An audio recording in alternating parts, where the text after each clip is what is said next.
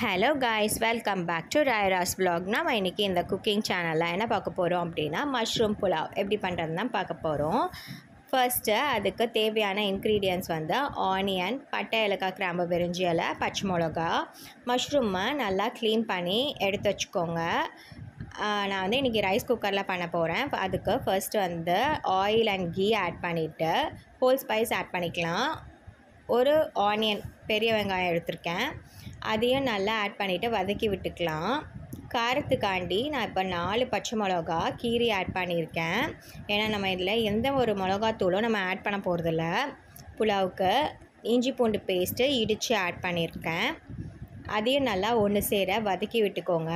அதுக்கப்புறமா நம்ம க்ளீன் பண்ணி வச்சுருக்க மஷ்ரூமை 2ஆக கட் பண்ணிவிட்டு நம்ம இதில் ஆட் பண்ணிக்கலாம். அப்போ தான் வந்து புலாவுக்கு பார்க்குறதுக்கு நல்லாயிருக்கும். அடுத்ததாக ஒரு கைப்பிடி போல் புதினா இலை, அதையும் ஆட் பண்ணிவிட்டு லைட்டாக ஒரு கிளான்ஸ் மிக்ஸ் பண்ணி விட்டுக்கலாம். தென் வந்து நான் ரைஸ் வந்து 2.5 கப் எடுத்திருக்கேன்.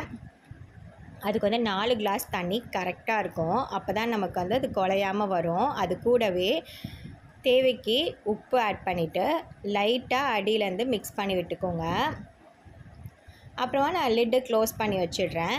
லிட் க்ளோஸ் பண்ணி வச்சோடனே குக்கில் இருக்கிறத வார்மில் வந்தோடனே ஆட்டோமேட்டிக்காக நமக்கு ரைஸ்லாம் நல்லா குக் ஆகிடுச்சின்னு அர்த்தம். ஆஃப் பண்ணிட வேண்டியதான் எலக்ட்ரிக் ரைஸ் குக்கரை. இப்போ திறந்து பார்த்தீங்க அப்படின்னா எவ்வளோ அட்டகாசமாக மஷ்ரூம் புலாவ் அருமையாக ரெடி ஆகிடுச்சின்னு பாருங்கள். இது வந்து ஒரு லஞ்ச் பாக்ஸ் ரெசிபியும் கூட. இதை நீங்கள் ட்ரை பண்ணி பார்த்துட்டு எனக்கு கமெண்ட் செக்ஷனில் ஃபீட்பேக் சொல்லுங்கள். இந்த vlog உங்களுக்கு பிடிச்சிருக்குன்னா ஒரு லைக் பட்டன் தட்டி விட்டுருங்க. நெக்ஸ்ட் vlogல பார்க்குறேன்.